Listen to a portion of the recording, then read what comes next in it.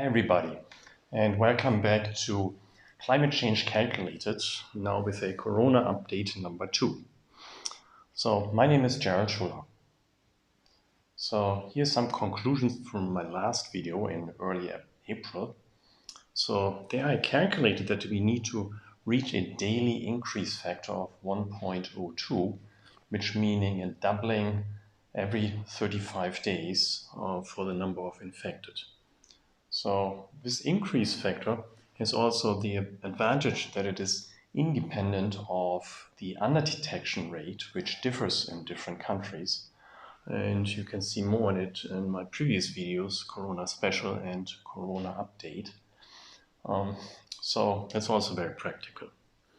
So, and Germany indeed reached this factor in mid-April. And as a consequence, it could actually loosen the measures, the countermeasures for Corona. So that was making sense, and it was a reasonable way of doing things.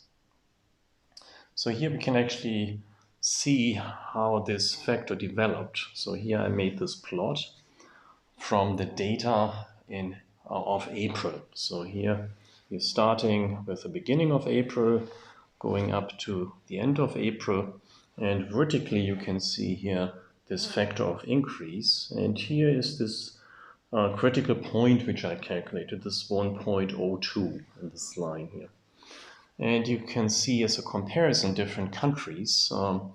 Germany here is the orange line, and you can see here in the beginning it was above, and then it was coming closer to 1.02, then going down and dipping down, then coming up again, and then around mid-April it went permanently below this factor of 1.02. So that's good. And you could see that also the blue and the green curve behave similarly. And when you look at it, green is Spain and blue is Italy. So they have the same growth behavior in the end of April. Although Spain and Italy both had many more cases than Germany. Then you can also see here the violet, that is the US. So they have a much higher growth factor, and that eventually led to many more infected and also many more corona deaths later on. And you can see here in this mid-April, we crossed this threshold, and that's when the relaxation of measures began. So that's good. So now we can take a look at the data to compute an estimation of the infection risk in different countries, to compare different countries. And in the meantime, actually the numbers of recovered and death became also significant, so that we now also take that we need to take them into account for the calculation. So in the beginning, in April, it was not that many because we were at the beginning, but now in the meantime it became more and more, so we also have to take them into account. So the number of concurrently sick, which is people who can actually spread the virus, is the number of infected minus the number of recovered and the death. And the database I'm using is again the Johns Hopkins GitHub repository, which I'm using in my Python program to plot the data and calculate the numbers, which you can find also in the link to this video. So this is the database I'm using. Yeah, and to make countries with very different number of inhabitants comparable, and also to estimate the risk of infection, I'm computing the number of concurrently sick per million inhabitants. So this is basically the number of concurrently sick divided by the number of inhabitants in millions. So this is what we also need to estimate the risk of infection. So here's the plot. So this is I found quite interesting. This actually makes the different countries comparable. And it's also practical, for instance, for travel planning. There you can actually estimate how likely it is to catch the virus. So we are starting again here in the beginning of March. So here in the beginning of March, and then it goes on for 90 days. So this ends in the end of May. And here you can see the number of concurrently sick per million inhabitants over time. So in the beginning, everybody is quite low. And then you can see here growth is happening. So in the beginning here, the green curve, Spain is growing rapidly. And then it's reaching a peak, a plateau, and then it goes down somewhat. And then also you can compare it to Italy. Italy actually has a very similar curve compared to Spain. You can see here the number of concurrently sick per million inhabitants is quite similar, and it also goes down. So lately, actually, Italy is doing a better job reducing the number of concurrently sick than Spain. So Spain is actually having an uptick again. So that's something to worry about. What I also found noteworthy is that Brazil is going up a lot. So here it seems their measures are not working, so they are more or less on an exponential curve here. Also, you can see Russia has actually even more concurrently sick, but it's flattening here in the end. And then what's also noteworthy is Sweden. So here the light blue curve is Sweden, and you can see here Sweden is going up fast.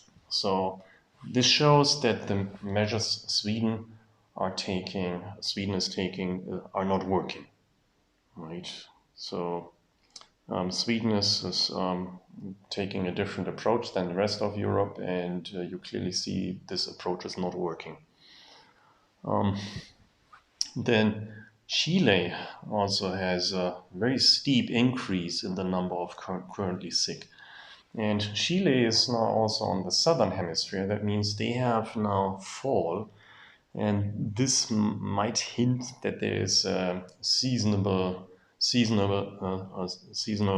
component in the spread of the virus. So maybe being in the fall time it spreads the virus more quickly. So this is something to worry about for our fall coming up. And then finally you have the US, which is above everybody else. And even when you have it per million inhabitants, so the density, the US is on top. And it's not even slowing down. So they are already at top, so very high density of concurrently sick people spreading the virus, and it's still going up. So that's something to worry about. So that means their measures are not working. And looking at this curve means they would need more strict measures. But what you see now is actually they are trying to loosen the measures. And that's not good. So it's actually, I think, kind of tragic here. So this also shows that in the US, not everybody is agreeing on the measures, not everybody wants to participate. And unlike in Germany, for instance, where everybody participates, well, at least most of them. But if you have like a divided country and only half of them agrees and the other half is not agreeing on the measures, then it's not working, right?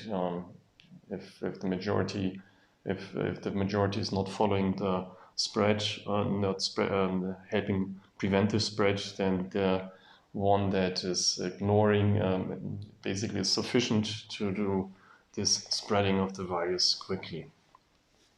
Yeah, so that makes it kind of tragic, I think. Okay, so this is a summary of what I just said. So the US has the highest risk of infection with over 3,500 concurrently sick per million inhabitants, and the number is still rising. Then comes Sweden and Chile. Sweden is rising at about the same as the US, the same rate. Chile, where is fall now, is rising even faster than US. Germany is in a good position with about 160 concurrently sick people per million inhabitants. And you can see here it's a factor of 20, right? More than 20 between the two. So that's a lot. So even if you think about that they have a different number of tests, so it's actually more likely that the US has fewer tests per million people than Germany. So that means this factor is actually, those numbers are more likely higher than what is captured here by the statistics. But this factor of 2 should be roughly correct between the two. So that shows that a factor of 20 actually. So we have an order, more than an order of magnitude between the two. So that shows that the US really has a problem. And it's continuing. Right, so how did Germany and the US get into their current positions? For that we can look at those two countries separately. So here, the same curve just for the US and Germany. And you can see here again, in the beginning, they had a similar behavior. So Germany and the US here had the same increase in the beginning of, or mid, until mid, or to end March.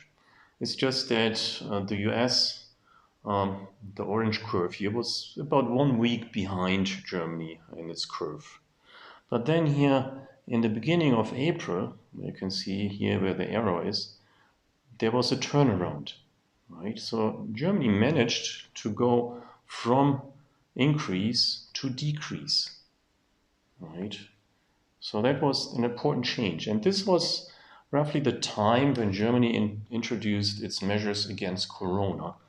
And I think this shows impressively how effective those measures were. So they really worked, those measures.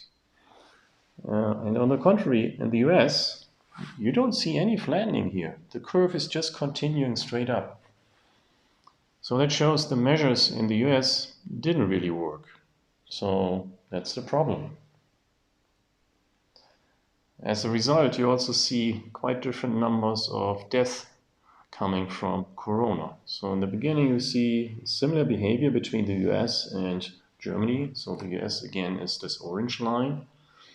And this shows the accumulated number of deaths from corona. And you can see here, Germany has about less than 150 per million inhabitants, and the US has over 300 deaths per million inhabitants, and still growing.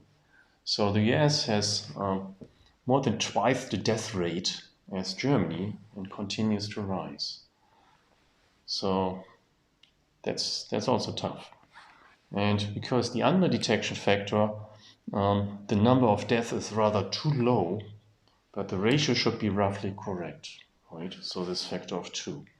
So you could assume that the number of deaths is actually higher because in this statistics you only have the people who were tested positive and then died, right? But people who were never tested and died as a consequence of corona are not appearing in this statistic, right? So, and you can assume because of this under-detection rate that there are many people who have corona and who died as a consequence of it. But when they are dead, they are not tested and they don't appear in this statistic, right? So this number is actually a too low estimate. So this should be worrying, this high number of deaths. And especially if you compare it to the traffic death per million. So here I calculated the traffic death per million per month, and you come to about 4, right? 4 people die per million inhabitants per month. And again, you can see this is an order of magnitude lower than the corona death that we have here per million. So this should also be worrying, and this shows that we should take it seriously. So here in Germany, curve is flattening, so that's a good sign, but in the US, it's not flattening. It's still rising. And that's bad. Yeah, so in summary, until the beginning of April, Germany and the US had a very similar curve. The US were only about 1 week behind the curve of Germany. Then Germany managed to turn around from growth to decrease in the number of concurrently sick. So that was an important turnaround. Then the US has not yet managed this turnaround. So that's sad. So where did that come from? So for that, we look at the next computations. We compute an increase factor for the concurrently sick. So a growth factor from day to day for the concurrently sick. Right. So that's easy to calculate because we just need two consecutive numbers and we divide the two. Then we have a quotient of the number of two consecutive days. And this quotient is the same for the absolute number or for the number of concurrently sick per millions, because the number of inhabitants basically cancels out. So we get the same factor. And this factor is indeed related to the reproductive factor of virology, but it's not the same because in virology, you have the time span over which you do the spreading. Here we don't need it. We just have a factor of two consecutive days, so it's easier to compute. Values greater than 1 means we have an increase of those numbers, and less than 1 means we have a decrease. And a constant value above 1 means we have exponential growth, similar to a fire that spreads. And this is what we want to avoid. We don't want to have a constant number bigger than 1. So now we can compute this factor, again using my little Python program, which does it for us, and then plot it. And this is what we get. Again for Germany and the US. And now you can see those numbers. They actually don't look that different, right? They actually look quite similar, which is surprising. So when you look at it in the beginning of March again, very similar numbers, more fluctuations because the total number of infected was much less. So that's why we get higher fluctuations. And then those factors go down. So here we come into April. And you can see again here, number 40 means 10th of April. So around beginning mid-April, the number, this factor from Germany, the factor of increase for the concurrently sick, fell below 1. And that's the important threshold here. This number 1 is the essential threshold. It peaked up above 1 from time to time, but mostly it stayed below 1. And that's the important observation here. Whereas in the US, this factor stayed just above 1. So it stayed above the threshold of 1. So that means it stayed above the threshold needed to go from increase to decrease. So a small difference here in this increase factor leads to a large difference in the number of infected and concurrently sick. Yeah, and that's true until now. So for the US, it just hovers slightly above 1. Here it even dips a little bit below 1, but that's not enough. It needs to stay below 1. So in summary, in Germany, this factor fell slightly below 1 from mid-April onwards. In the US, it remained slightly above 1. And an apparently small difference that makes a big difference in growth, right? In other words, Germany's measures work, but they are not sufficient in the US. In the US, they just need to be slightly more efficient to get it below 1, but it didn't happen so far.